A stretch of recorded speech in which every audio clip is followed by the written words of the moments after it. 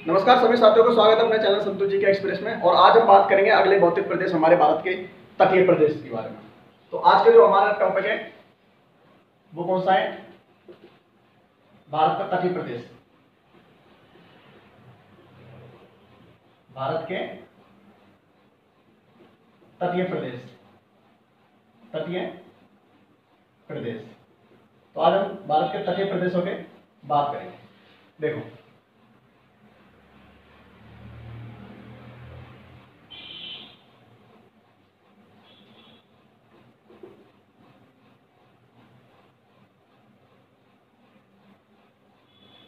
ये हमारा क्या है? भारत का मतलब दक्षिणी हिस्सा है, दक्षिणी हिस्सा है। तो भारत में मतलब कितने प्रकार के तट पाए जाते हैं? दो। एक तो हमारे ये कौन सा तट है? पूरा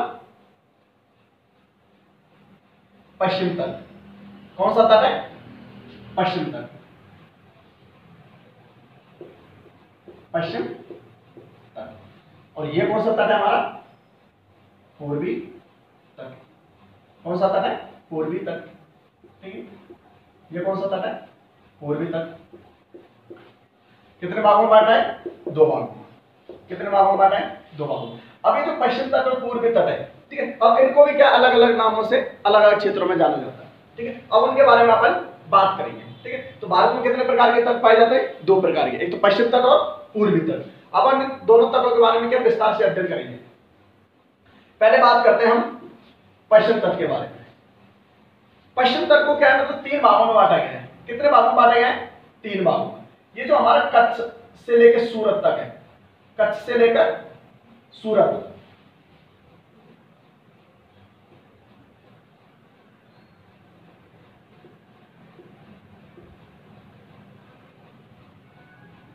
कच्छ से सूरत, सूरत, कच्छ से सूरत तक का जो भाग है इसको किस नाम से जाना जाता है? काठियावाड़ का तट। किस नाम से जाना जाता है?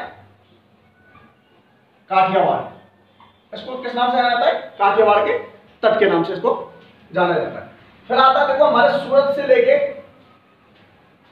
सूरत से गोवा तक का जो तट है, सूरत से गोवा तक का जो तट है उसे बोलते हैं अपन कोंकण तट। उसे क्या बोलते हैं? कोंकण तट। सूरत से लेके गोवा, गोवा, इस तट को किस नाम से जाना जाता है? कोंकण तट। कोंकण, कोंकण तट किस नाम से जाना जाता है। अब गोवा से लेके और हमारे कन्याकुमारी, गोवा से कन्याकुमारी, कन्याकुमारी, कन्याकुमारी, गोवा से कन्याकुमारी का जो तट है उसे किस नाम से जाना जाता है? मालाबार का तट। मालाबार का तट। तो हमारे पश्चिम जो तट है उसे कितने भागों में बांटा गया है? तीन भागों में। सूरत, कच्छ से लेकर सूरत तक का जो तट है उसे काठियावाड़ का तट भी कहा जाता है। अब जो ये हमारे काठियावाड़ का तट है इसको क्या है, उन्हें दो भागों में बांट देते हैं। उन्हें दो भागों में बांटते हैं। जैसे हमारे भावनगर से लेकर जो सूरत तक का जो क्षेत्र है उसे बोलता है अपन सौराष्ट्र। उसे किस नाम से जाना जाता है? सौराष्ट्र का तट, सौराष्ट्र का तट। ठीक है, ये काठियावाड़ सौराष्ट्र का तट हमारे को कच्छ से लेके सूरत तक पाए जाते हैं। ठीक है, अब सूरत से लेके गोवा तक का जो तट पाया जाता है उसे किस नाम से जानते हैं? कोंकण तट। और हमारे गोवा से लेके कन्याकुमारी तक जो तट पाया जाता है उसे किस नाम से जानते हैं? मालाबार का तट। अभी जो हमारे देखो, अब अपन इनकी क्या करते हैं, विशेषताओं के बारे में बात करेंगे हमारे पश्चिम बंगाल। पहले मैं इसको भी आपको बता देता हूँ एक बार, फिर इनकी विशेषताओं के बारे में अपन अध्ययन करेंगे। अब इस पूर्वी जो तट है ना हमारे, इसको भी हमने कितने भागों में बांट दिया है? तीन भागों में बांट दिए गए। अब ये जो देखो हमारे जो कन्याकुमारी क्या है, कन्याकुमारी से लेके और हमारा आंध्र प्रदेश तक का जो तट है, आंध्र प्रदेश तक का जो तट है उसे बोलता है अपन कोरोमंडल तट। उसे क्या बोलते हैं? कोरोमंडल तट। लिख देता हूं मैं ताकि जो आसान लगे। कन्याकुमारी, कन्याकुमारी मेन रूप से देखो ये हमारे जो कृष्णा नदी है ना वहां तक का जो क्षेत्र है, कन्याकुमारी से लेके कृष्णा नदी तक। मैं आपको कृष्णा कर देता हूं क्योंकि ज्यादातर हमारी जो किताबों में यही है, कृष्णा नदी तक का जो क्षेत्र है वो किस नाम से जाना जाता है? कोरोमंडल तट। अब हमारे देखो एक उड़ीसा में हमारे कृष्णा नदी से उड़ीसा तक का जो तट पाया जाता है उसको बोलते हैं अपन उत्कल तट। यहां पे कौन सा है हमारा? उड़ीसा। उड़ीसा, कृष्णा नदी से उड़ीसा तक का जो तट है उसको किस नाम से जाना जाता है? उत्कल। उत्कल तट। और उड़ीसा से लेके जो हमारे पश्चिम बंगाल, उड़ीसा से लेके पश्चिम बंगाल, पश्चिम बंगाल का जो तट है उसे बोलते हैं अपन उत्तरी सरकार का तट। उत्तरी सरकार का तट। ठीक है, ये हमारे क्या है, इन दोनों भागों में अपन ने इसको क्या कर दिया है? विभाजन कर दिया है। देखो इसमें आपको समझ में नहीं आ रहा हो, कच्छ से लेके सूरत तक का जो तट है वो उसे काठियावाड़ तट को तट के नाम से जाना जाता है। काठियावाड़ तट के सौराष्ट्र तट के नाम से भी इसको जाना जाता है। सूरत से लेके गोवा, सूरत से लेके गोवा तक का जो क्षेत्र है वो किस नाम से जाना जाता है? कोंकण तट। और गोवा से लेके कन्याकुमारी तक का जो तट है उसे किस नाम से जाना जाता है? मालाबार का तट। ये हमारे क्या पश्चिम तट को हमने भागों में बांट दिया है। अब आप बात करते हैं हमारे पूर्वी तट की। कौन से तट की? पूर्वी तट की। अब पूर्वी तट को भी 3 भागों में बांट दिया है। कन्याकुमारी से लेके कृष्णा नदी तक का जो तट है उसे किस नाम से जाता है? कोरोमंडल तट। और कृष्णा नदी से लेके उड़ीसा तक का जो तट है उसे किस नाम से जाना जाता है? उत्कल तट। और उड़ीसा से लेके पश्चिम बंगाल तक का जो तट है उसे किस नाम से जाना है? उत्तरी सरकार का तट। अब अपन बात करेंगे मतलब इसके विस्तार से पश्चिम तट की क्या विशेषता है और पूर्वी तट की क्या विशेषता है। तो अब हम बात करेंगे शुरुआत से पश्चिम तट के बारे में।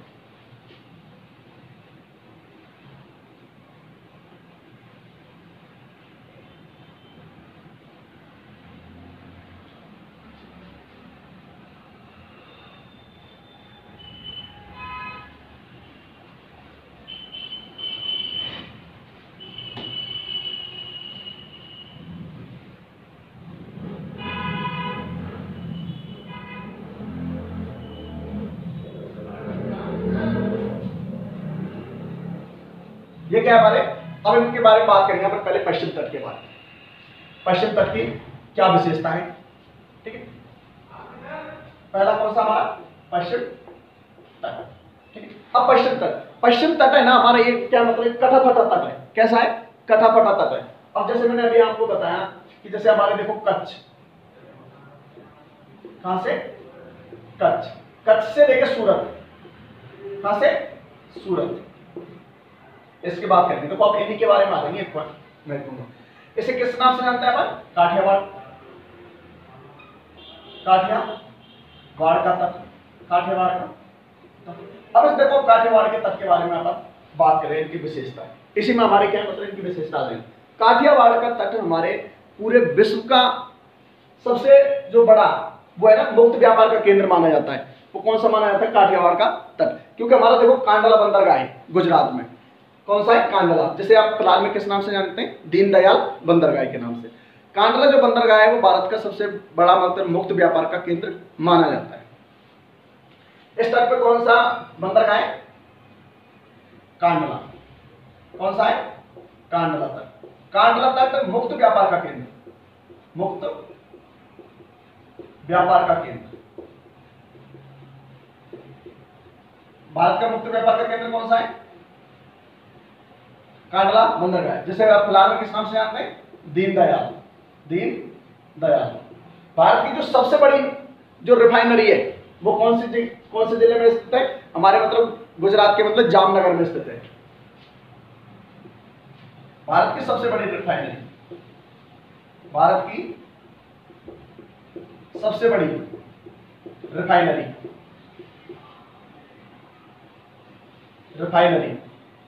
कहां पे स्थित है? जामनगर में।